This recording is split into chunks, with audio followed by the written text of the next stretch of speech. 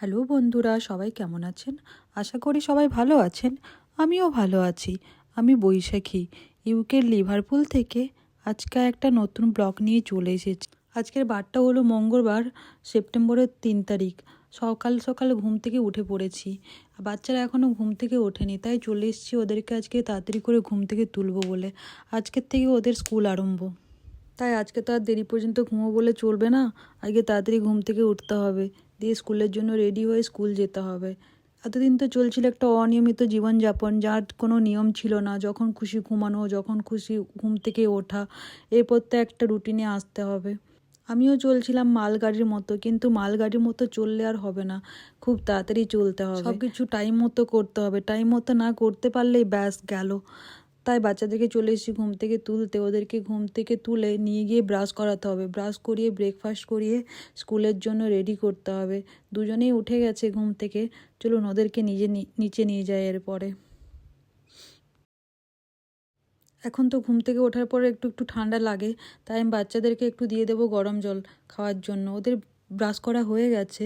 যখন ঠান্ডার সময় আমি প্রত্যেকদিন সকালে বাচ্চাদেরকে একটু করে দিই গরম জল খাওয়ার জন্য, তারপর ব্রেকফাস্ট করাই। চলুন ওদেরকে জলটা দিই। আমি আদিয়াহানকে ইউনিফর্ম পরিয়ে ব্রেকফাস্ট করিয়ে রেডি করে দিয়েছি। এই যে বোতলগুলোতে জল ভরে নিচ্ছি, এই বোতলগুলো ওরা স্কুলে নিয়ে যাবে। কিন্তু ওদেরকে আমি কোনো প্যাক লাঞ্চ দিচ্ছি না, কারণ কি এখানের স্কুলগুলোতে 7 বছর বয়স পর্যন্ত কোনো প্যাক লাঞ্চ এলাও করে না।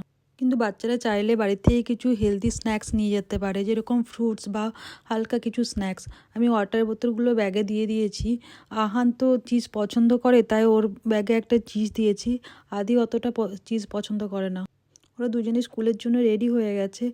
দেখুন নিজেদের ব্যাগগুলো নিয়ে নিচ্ছে স্কুল যাবে বলে। আজকে দুজনেই খুব এক্সাইটেড, কারণ আজকে ওদের নতুন ক্লাস, নতুন টিচার, ফ্রেন্ড হয়তো পুরনো থাকবে, সব কিছুই আজকে নতুন। জানি না দুজনে স্কুলে আজ কী করবে। আমরা এখন ওদের স্কুলে পৌঁছে গেছি। আহানের স্কুটারটা, যেখানে স্কুটার রাখতে হয় ওখানে স্কুটারটা রেখে দিয়ে আবার সামনের দিকে চলে এসেছে আমার কাছে। আদি মনে হয় এখনও রাখেনি স্কুটারটা, ও ওয়েট করছে আমার জন্য। আমি গেলেই তবে ও স্কুটারটা নিয়ে গিয়ে রাখবে।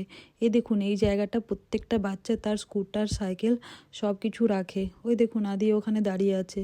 চলুন ওদেরকে আমি ওর ক্লাসরুমে ড্রপ করে দিই। আগে যেখানে ড্রপ করতাম আজকে হয়তো সেখানে ড্রপ করতে হবে না। আজকে একটা অন্য জায়গাতে চলে এসেছি ড্রপ করার জন্য। এই দেখুন আজকের থেকে এখানে ড্রপ করব, আর অন্য একটা জায়গা থেকে পিক আপ করবো। বাচ্চাগুলো রুমের ভেতরে চলে গেছে ক্লাসরুমে। আমি ওদেরকে ড্রপ করে দিয়ে বাড়ি ফিরে যাচ্ছি এখন। আমি ব্রেকফাস্ট করে নিয়ে চলে এসেছি লাঞ্চ বানানোর জন্য। আজকে আমি লাঞ্চে বানাচ্ছি এগ কারি। অনেক দিন বাচ্চাগুলো বাড়িতে ছিল, তাই বাড়িটা যেন একদম ভর্তি হয়েছিল। আজকে তো স্কুল চলে গেছে, তাই মনে হচ্ছে না বাড়িটা খা করছে, বাড়িতে যেন কেউ নেই। দুটো বাচ্চা বাড়িতে থাকলে যা হয়, সারাদিন ধরে ঝগড়াঝাঁটি, চিল্লামিল্লি, টিভির শব্দ, এই সব কিছু করে বাইরের কোনো শব্দ আমার বাড়ির ভেতরে আসতোই না। এখন কি হয়েছে বলুন তো, ওই একটা যে ঘড়ি আছে, ঘড়ির যে টিকটিক শব্দ, আজকে ওটাও শুনতে পাচ্ছি। অন্য কোনো বাইরের শব্দ কেন? আমাদের মাদের যেন কোনো কিছুতেই শান্তি নেই, তাই না? বাচ্চারা যখন বাড়িতে থাকে আমার মনে হতো যে কবে স্কুল খুলবে, কবে স্কুলে যাবে।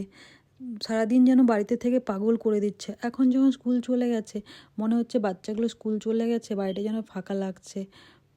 আমার রান্নাটা প্রায় হয়ে গেছে, মশলাটা আমি কষিয়ে নিয়েছি। এরপর মশলাটাতে জল ঢেলে নিব। একটু জল ঢেলে দিয়ে ওটা ফোটার জন্য দিয়ে দেব। একটু আঁচ বাড়িয়ে দিয়েছি, ভালো করে ফুটেও গেছে। এরপরে আমি যে অমলেটগুলো ভিজে রেখেছিলাম আগের থেকে, সেগুলো ঝোলটার সাথে দিয়ে দিচ্ছি। কিছুক্ষণ ফুটে গেলে গ্যাসটা বন্ধ করে দেব। বাচ্চাগুলো বাড়িতে ছিল বলে অনেক কাজ বাকি রয়ে গেছে। অনেক জায়গাতে ক্লিন করা বাকি আছে, যেগুলো আমি ক্লিন করতে পারিনি ওদেরকে টাইম দিতে গিয়ে। আজকে ওরা স্কুলে গেছে, সেগুলো করে নিই চলুন।